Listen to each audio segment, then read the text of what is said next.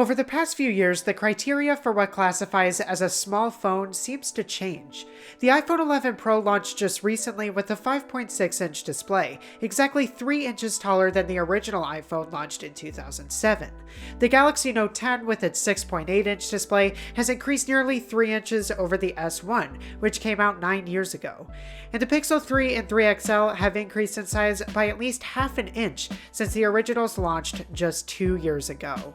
For some people, screen size is a status symbol, and if not, a source of satisfaction. Big phones are cool.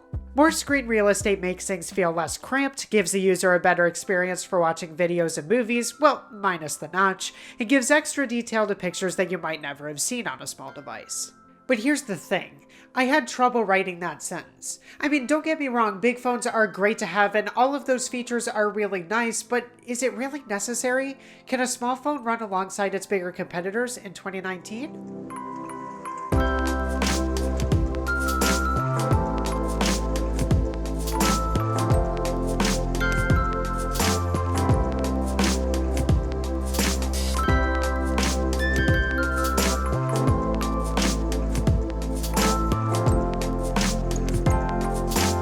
This is the iPhone SE, and the last phone I used before upgrading to my iPhone 8 around 2 years ago. Now the SE itself isn't an old phone, in fact it came out in 2016, but its 4-inch screen is considerably smaller than today's smallest iPhone, which clocks in at 5.8 inches diagonally. The SE itself is basically a revamped iPhone 5, keeping the same form factor but adding in an updated, well for 2016 processor, better screen, and Touch ID. But the first thing that jumps out to me is how nicely the form factor holds up. The iPhone 5 was sort of the transition from the 4's all-glass casing to the 6's aluminum casing, and honestly, I think it looks really nice. It also matches my Mac and iPad way better than my iPhone 8 since they're all from roughly the same era. It's not necessarily an advantage over other phones, but I do like things to match because I notice things like that. And the biggest draw for some, it can be held with just one hand. Even people like me who have teeny tiny hands, it's pretty easy to reach the left side of the phone while still keeping a good grip.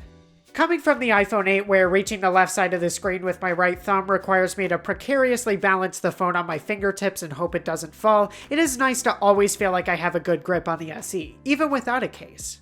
That said, I highly recommend getting a case if you own this phone.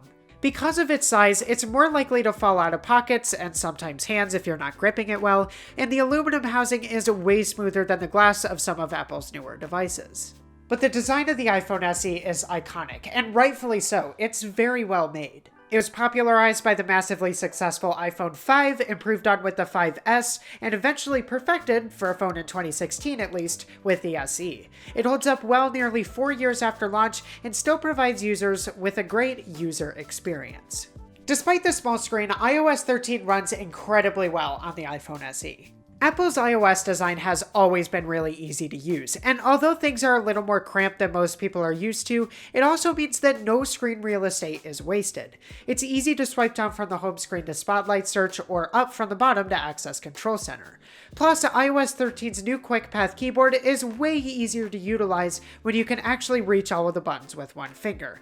That said, I didn't use it a lot because I prefer to type normally. Not only that, image viewing on the SE looks great too.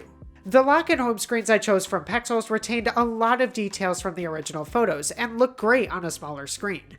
Watching videos on YouTube looks arguably better than on some bigger devices, and navigating the software feels almost no different than any other device. And of course, speaking of photos, the camera. Budget phones, especially smaller ones where hardware is more cramped, tend to have less camera quality, and in order to save money on parts, camera quality will be lessened even further as the phone gets cheaper. But the iPhone XE is such a major exception that I even used it to film a lot of my videos in 2017. Take a look at my older videos, and with hardly any corrections when it comes to video quality, the phone handles shadows and camera noise really well, and it can even record in 4K. Stills look almost as good as a high-tier 2019 phone, and with iOS 13's redesigned camera and editing apps, it's really easy to adjust your shot to make it look just right. For a camera that came out 3+ years ago, it continues to look really good and makes you appreciate how well Apple fit a great camera into such a small form factor. That said, the only problems I found while using the SE were two things: heat and keyboard size. Maybe it's a design problem or perhaps just my particular phone, but it got hot to the touch when doing more high performance tasks and especially when charging. It wasn't too big of an issue, but compared to my other phones which have never really had a history of heating up, it was enough for me to take note. Side note though, battery life is a really strong suit with this phone. After not using it for nearly 2 years, the battery health still proved to be really good, and the phone lasted almost all day before needing to charge. It may not sound that great by today's standards, but I was also on vacation while using it, so the battery was often worn down by listening to music on YouTube, watching videos, editing pictures in Lightroom, etc. I use my phone for a lot in a day. But although I eventually got used to it, the smaller keyboard on the iPhone SE was pretty difficult to adapt to, especially as someone who uses both hands to type. I often press the wrong keys while typing, and yes, I could go back and correct it, but when I would mistype a few times in one sentence, things got a little bit annoying. But the thing is, any real issue with using a small phone over a bigger one goes away after the first couple days of use. You just get used to it, and I think that's precisely the point. We don't really need big phones. I mean, they're nice to have, and if you're like me, constantly watching videos and editing pictures, a big screen can make just as big a difference.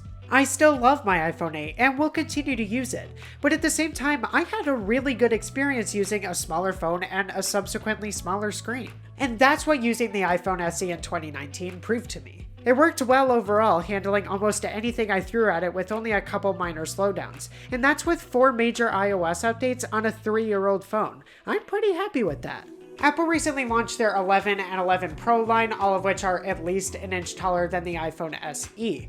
And although I doubt with 3 phones already on the market, Apple would be excited to remake their budget device, I know I'd be curious to see what they could do with modern day technology and a timeless design.